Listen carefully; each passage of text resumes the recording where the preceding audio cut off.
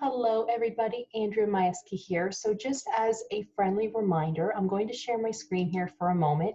If you guys are looking for some ideas on how to make lunches, dinners, anything from home, we have an amazing website. So if you guys go to epicure.com and click on the cook icon, just click on that and you can find all sorts of different kinds. So let's just say you have a lot of chicken in your fridge. Click on chicken, click on search, and there you go, tons. But what I like to do is if I actually have a product, so if I just purchased this new product from Epicure, I want to know how to use that product in ways that I might not have thought about. So let's just say you had ordered the chicken broth because you want to make soup or something.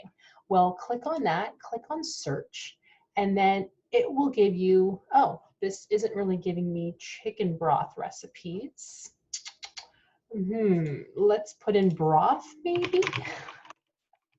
Okay guys, so this didn't really work as I had intended, but usually it gives you, okay, so maybe there's just a glitch with that one.